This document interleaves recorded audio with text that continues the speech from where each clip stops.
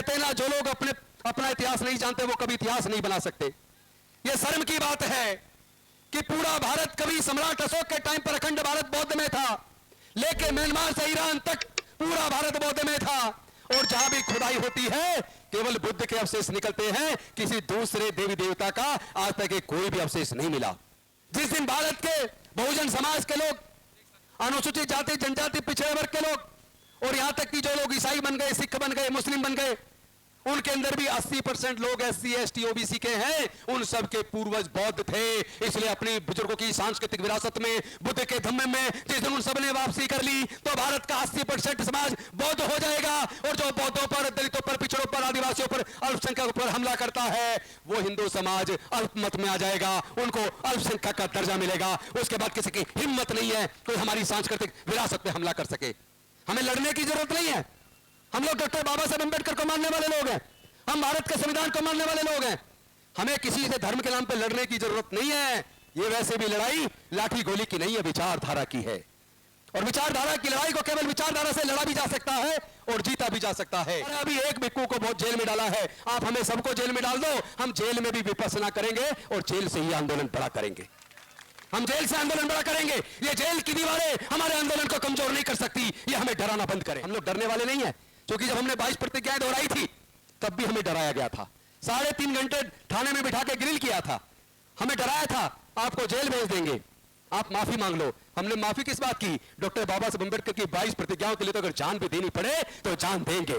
क्योंकि भारत में बौद्ध धम्म का प्रचार प्रसार डॉक्टर बाबा साहब अम्बेडकर जी के आने के बाद बढ़ा। उससे पहले भारत में बौद्ध लोग कम थे, विशेष रूप से कलकत्ता में और हिमालयन क्षेत्र में थे। बाकी पूरे देश में ना के बराबर बौद्ध लोग रहे।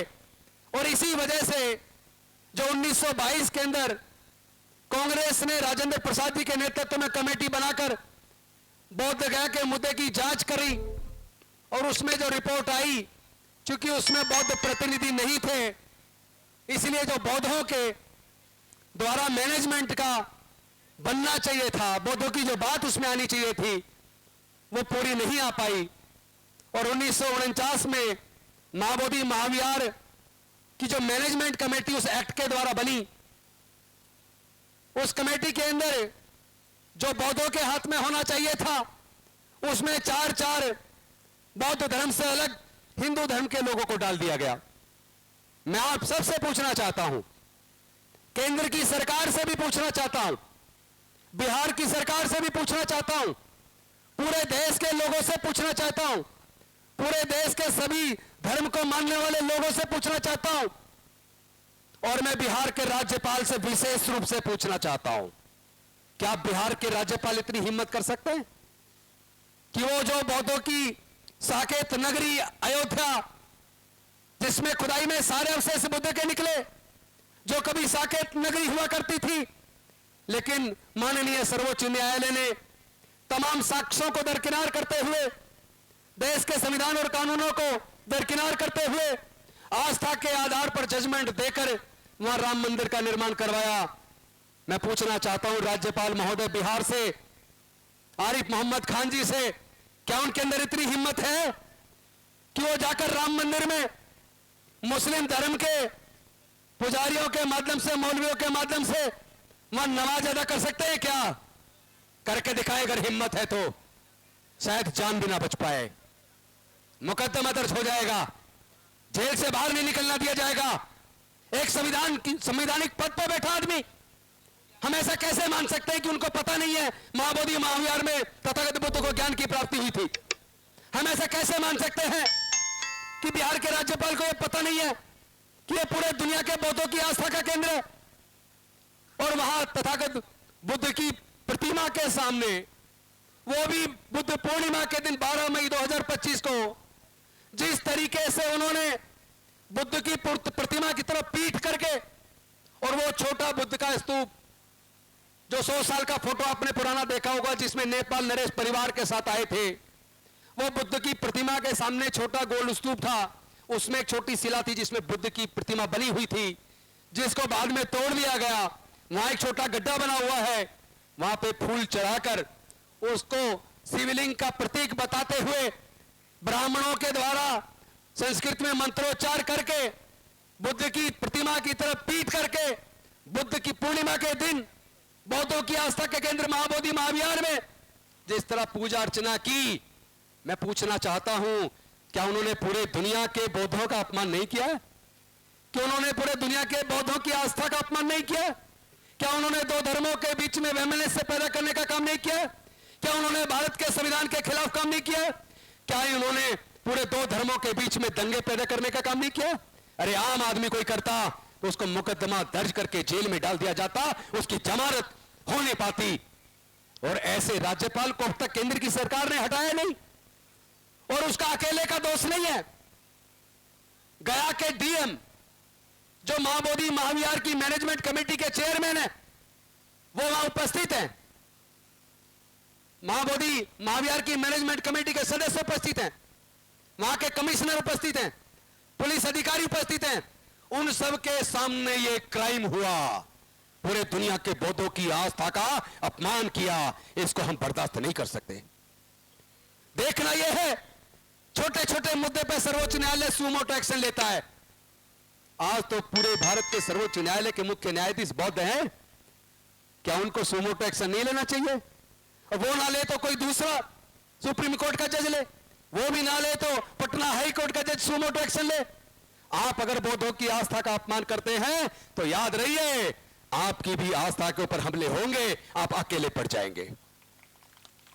अभी तो जो आपको ताकत मिल रही है, यह ताकत भारत के अति पिछड़ों, दलितों, आदिवासियों की वजह से मिल रही है, जो अज्ञानता बस अभी तक अपने पूर्वजों का इतिहास नहीं जानते। कहते हैं ना, जो लोग अपना इतिहास नहीं जानते वो कभी इतिहास नहीं बना सकते। यह शर्म की बात है कि पूरा भारत कभी सम्राट अशोक के टाइम पर अखंड भारत बौद्ध में था, लेके म्यांमार से ईरान तक पूरा भारत बौद्ध में था। और जहां भी खुदाई होती है केवल बुद्ध के अवशेष निकलते हैं, किसी दूसरे देवी देवता का आज तक कोई भी अवशेष नहीं मिला। अरे अपने बुजुर्गों के इतिहास को तो पढ़ लो। अगर आप अपनी दुनिया की सबसे बेशकीमती सांस्कृतिक विरासत के इतिहास को नहीं जानते, अगर आप अपने पूर्वजों के इतिहास को नहीं जानते, तो आपसे बड़ा दोषी कोई नहीं है। आपको तो डूब मरना चाहिए। जिस दिन भारत के बहुजन समाज के लोग, अनुसूचित जाति जनजाति पिछड़े वर्ग के लोग, और यहां तक कि जो लोग ईसाई बन गए, सिख बन गए, मुस्लिम बन गए, उनके अंदर भी 80% लोग SC ST OBC के हैं। उन सब के पूर्वज बौद्ध थे। इसलिए अपनी बुजुर्गों की सांस्कृतिक विरासत में, बुद्ध के धम्म में जिस दिन उन सब ने वापसी कर ली, तो भारत का 80% समाज बौद्ध हो जाएगा। और जो बौद्धों पर, दलितों पर, पिछड़ों पर, आदिवासियों पर, अल्पसंख्यकों पर हमला करता है, वो हिंदू समाज अल्पमत में आ जाएगा, उनको अल्पसंख्यक का दर्जा मिलेगा। उसके बाद किसी की हिम्मत नहीं है कोई हमारी सांस्कृतिक विरासत पे हमला कर सके। हमें लड़ने की जरूरत नहीं है। हम लोग डॉक्टर बाबा साहब अम्बेडकर को मानने वाले लोग हैं, हम भारत के संविधान को मानने वाले लोग हैं। हमें किसी से धर्म के नाम पर लड़ने की जरूरत नहीं है। ये वैसे भी लड़ाई लाठी गोली की नहीं है, विचारधारा की है। और विचारधारा की लड़ाई को केवल विचारधारा से लड़ा भी जा सकता है और जीता भी जा सकता है। और आपकी विचारधारा का अच्छा पक्ष यह है कि बौद्ध धर्म का प्रचार प्रसार कभी औजार हथियार से या लालच से नहीं हुआ। बौद्ध धर्म अगर पूरी दुनिया में फैला है तो अपने अच्छे आचरण से फैला है, नैतिकता से फैला है, सदाचार से फैला है, सबके प्रति मंगल भाव से फैला है, मानवता से, समता, स्वतंत्रता, बंधुता, न्याय, प्रज्ञाशील, मैत्री और करुणा के मार्ग की वजह से फैला है। जो मार्ग दुनिया में सर्वोत्तम है वो अपने आप फैल रहा है। आधे से ज्यादा यूरोप बौद्ध बनता जा रहा है, अमेरिका, ऑस्ट्रेलिया में बौद्धों की संख्या बढ़ती जा रही है। और मैं विश्वास दिलाता हूं 5 अक्टूबर 2022 को डॉक्टर बाबा साहब अम्बेडकर के भवन रानी झांसी रोड पर जब हमने 22 प्रतिज्ञा लेकर बौद्ध धर्म की दीक्षा ली, उसके बाद बौद्ध में भारत का सपना, बाबा साहब का सपना साकार होने चला है। कम से कम 20 करोड़ लोग आज भारत में बौद्ध धर्म को मानते हैं।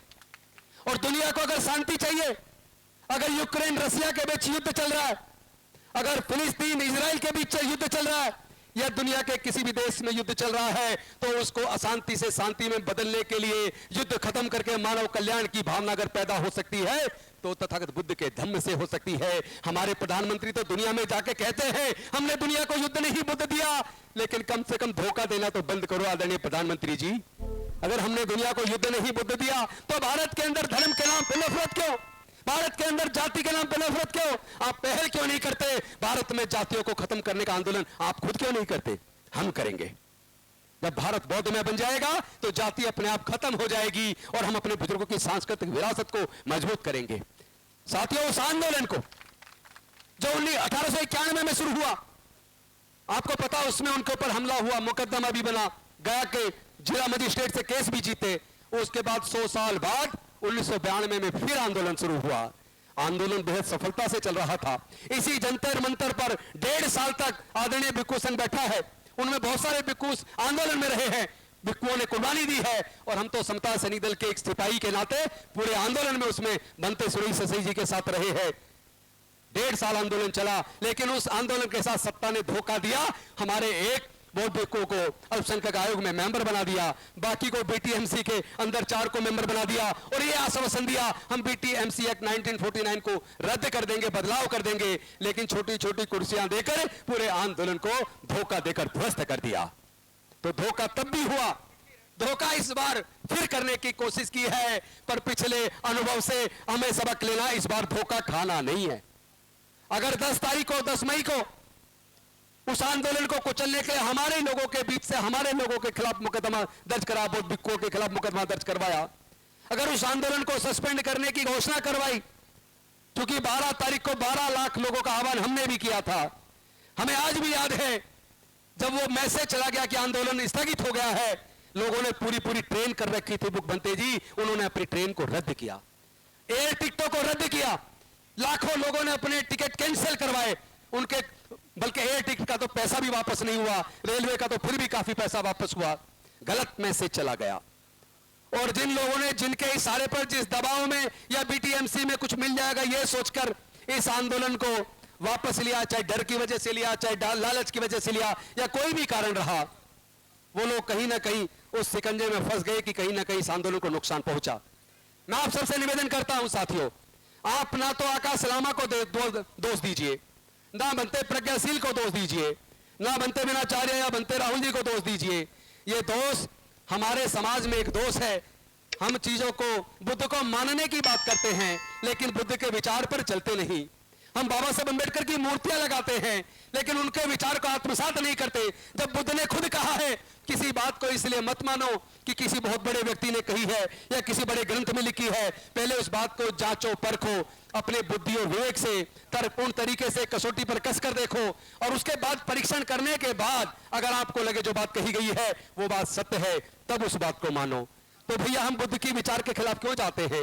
हम किसी के लालच में या डर में क्यों चले आते हैं? अरे अभी एक भिक्खू को बहुत जेल में डाला है, आप हमें सबको जेल में डाल दो, हम जेल में भी विपश्यना करेंगे और जेल से ही आंदोलन बड़ा करेंगे।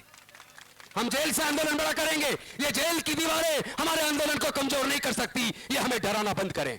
हम लोग डरने वाले नहीं है, क्योंकि जब हमने 22 प्रतिज्ञाएं दोहराई थी तब भी हमें डराया गया था, 3.5 घंटे थाने में बिठा के ग्रिल किया था, हमें डराया था आपको जेल भेज देंगे, आप माफी मांग लो। हमने माफी किस बात की? डॉक्टर बाबा साहब अम्बेडकर की 22 प्रतिज्ञाओं के लिए तो अगर जान भी देनी पड़े तो जान देंगे। हम झुकेंगे नहीं, ना झुकेंगे, ना बिकेंगे, ना रुकेंगे, ना डरेंगे, आंदोलन चलाएंगे।